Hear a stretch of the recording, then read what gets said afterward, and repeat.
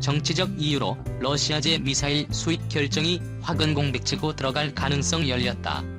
지난 1월 15일 세계 유수의 방위산업 미디어 그룹 제인스에 따르면 미국은 역사상 가장 큰 규모의 전투기 사업인 F-35 프로그램에서 터키제 부품들이 거의 완전히 퇴출되었다고 선언했다.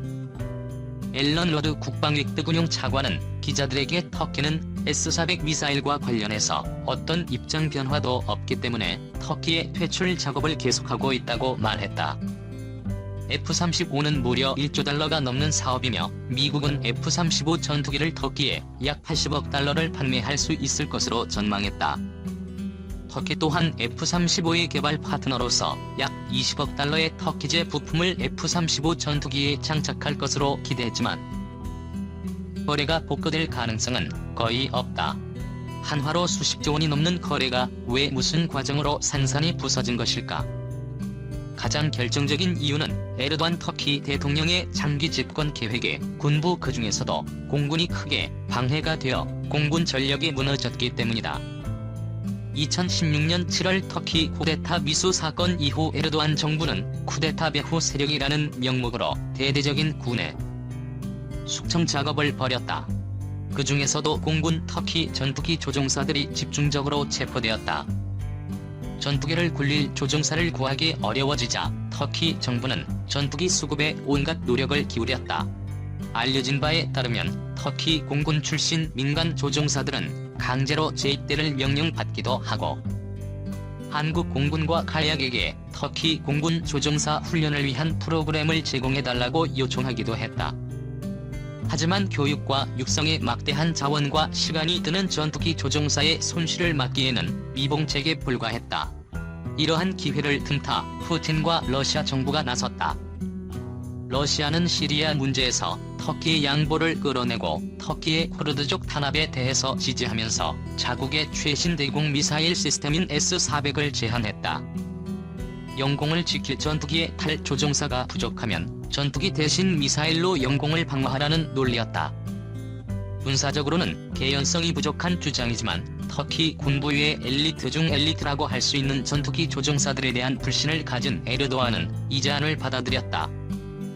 결국 2011년 7월 14일 터키는 베스-400 미사일 포대를 러시아로부터 처음 전달받았다.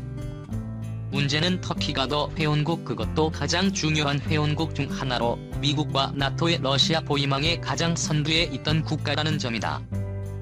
심지어 터키의 인즈르리 공군기지에는 미국의 B-61 핵폭탄 50여 기가 배치되어 전시에 터키 공군의 전투기가 미국이 관리하는 핵폭탄을 장착하는 일명 핵무기 공유 임무가 부여되었을 정도이다. 러시아제 무기를 산다고 동맹국이 순식간에 적으로 바뀔 일은 없지만 대공 미사일 시스템은 적과 아군을 구별하는 것이 매우 어렵고 민감한 기술이다. 따라서 적대 국가에게 절대 넘어가면 안 되는 여러 규칙과 시스템을 가진다.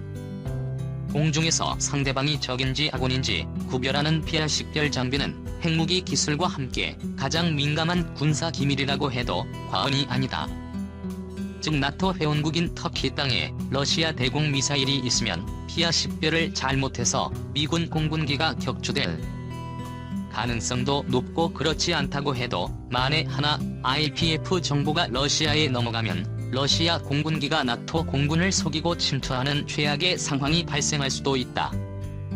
이 때문에 미국은 F-35와 400은 결코 둘 다 구매할 수 없는 무기라며 터키의 S-400 미사일 구매를 포기하라고 여러 차례 압박했지만 터키는 이에 굴복하지 않았다. 결국 지난 7월 17일 트럼프 미국 대통령이 F-35 프로그램에서 터키를 퇴출시키겠다고 말하고 그 다음 날 미국 국무부의 공식 퇴출 성명이 발표되어 F-35 터키 퇴출 작업이 계속 진행 중이다. 우리에게는 이 사건이 어떤 의미가 있을까? 크게 세 가지 부분에서 큰 기회를 잡은 것이라 할 수 있다. 첫 번째는 F-35 추가 구매와 함께 F-35 생태계에 도전할 기회가 열렸다. F-35는 세계 최대의 군사대공 미국으로서도 매우 크고 부담스러운 프로젝트이기 때문에 개발 초창기부터 여러 국가들에게 개발비 분담을 통한 부품 외주 생산을 추진했다. 개발비를 분담한 만큼 F-35의 부품 생산 권리를 주는 것으로 군용 항공기보다 훨씬 거래 규모가 큰 민간 항공기 생산에서는 이미 이전부터 시도되었던 방식이다. 지금 터키가 생산 물량을 맡은 부품 대부분은 미국 업체가 다시 담당할 예정이지만 앞으로 우리 공군이 F-35A나 수직 이착륙형인 F-35를 추가 구매한다면 F-35 제작을 총괄하는 로키드 마틴과 GPO는 절충구매 형태로 제공할 수 있는 부품 제작에 주 물량이 늘어날 수 있다. 물론 F-35의 부품 생산은 공동 개발보다는 우주 하청에 가깝다. 부품 성능 개량이나 기술 획득의 의미는 전혀 없다고 볼 수 있는 수준이라 그 중요성이 매우 높지는 않지만 항상 수주 물량 부족에 시달리는 우리 방산 기업들에게는 단비 같은 소식이 될 수 있다. 두 번째는 막대한 이득이 기대되는 F-35 무장에 도전할 기회가 열렸다. 터키는 단순히 F-35를 구매하고 부품 하청 생산을 맡은 것뿐만 아니라 F-35의 여러가지 터키 무기를 사용하고자 개발을 추진했다. 그 중에서도 가장 중요한 무기가 바로 로켓 3사에서 개발 중인 엑소 MJ-20대지 미사일이다. SOE제는 엑소 MA 미사일을 F-35 전투기에 장착할 수 있도록 개량한 무기다. 무엇보다 F-35의 내부 무장창에 탑재할 수 있도록 사이즈를 맞춘 것이 특징이다. F-35는 외부에 무기를 탑재할 수 있지만 스텔스 성능이 떨어지는 문제가 있는데 내부에 공대지 무장을 탑재함으로써 스텔스 성능을 유지한 채 은밀하게 1000km도 넘는 적의 목표물을 공격할 수 있는 강력한 성능을 가지게 됐다. 또 하나의 특징은 특수하게 제작된 이중구조 단두이다. MJ는 전차의 대전차 유탄과 같은 구조의 1차 탄두 폭발 이후 2차 탄두가 폭발하여 깊숙한 지하의 표적 파괴가 가능하다. 미국이 개발한 무기 중에는 아직 이런 특징을 가진 것이 없어 터키의 SJ 미사일은 개발이 완료되면 많은 수출을 기대할 수 있었지만 터키의 F-35 프로젝트 퇴출과 함께 이런 가능성은 사라졌다. 이 기회를 노려서 국내에서 연구 개발 중인 장거리 공대지 미사일을 개조 개량하여 F-35의 내부 무장창에 장착하는 사업을 추진한다면 국내 전투기에 전투력을 증강시킬 수 있을 뿐만 아니라 수출 효자 상품으로서 활약할 가능성이 크다. 세 번째는 우리의 차세대 대공 미사일 시스템 시장이 확대될 기회가 열렸다. 이번 사태는 미국이 러시아의 대공 무기에 대해서 얼마나 엄격한 입장을 가지고 있는지에 대해 동맹국들에게 경고를 한 것이나 다름없다. 동맹을 유지하고 싶다면 절대 러시아 지대공 미사일은 구매하면 안 된다는 선언을 한 것과 다름없다. 실제로 우리나라도 2000년대 추진되던 장거리 지대공 미사일 사업 일명 세맥스 사업에서 러시아의 S-300 비행 유대공 미사일을 후보 기종 중 하나로 선포하자 윌리엄 페리 국방장관이 공개적으로 반대 의사를 표시한 전례가 있다. 하지만 중동 및 일부 유럽 및 아시아 국가들은 미국과 동맹 혹은 협력관계이면서도 싸고 성능이 좋다고 알려진 러시아산 대공 미사일의 구매를 꾸준히 찾는 중이다. 이들 국가에게 우리의 철매-핏과 개발 중인 L-3 대공 미사일은 가격 대 성능비 매력을 더욱 높일 수 있는 반사이득을 얻게 될 수도 있다. 2020년 국제방위사업 시장은 연초부터 빅뉴스들이 그야말로 쉴 새 없이 터지고 있다.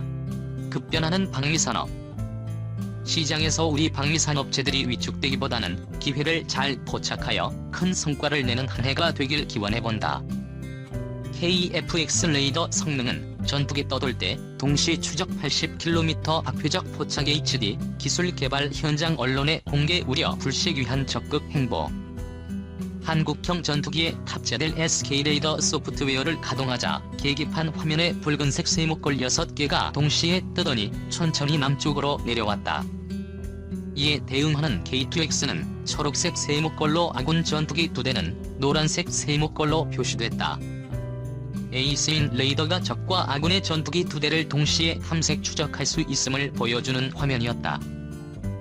TX 기술 개발을 담당하는 국방과학연구소는 지난 6일 기자들을 대전 본사로 초청해 현재 개발 중인 에이스인 레이더 소프트웨어를 시연했다.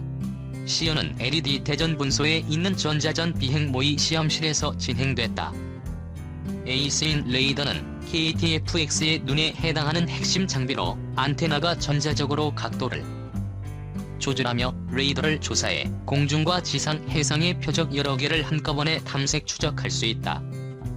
현재 우리 공군이 보유한 KTF-86과 F-15K 전투기만 해도 기계식 레이더를 장착하고 있다. 기계식 레이더는 다수의 표적을 실시간으로 동시에 추적할 수 없다. 에이스인 레이더 계기판 화면에는 가상의 적 전투기가 급선회하는 것도 그대로 나타났다. 표적의 급격한 움직임도 에이스인 레이더의 감시망을 벗어날 수 없음을 보여주는 장면이었다.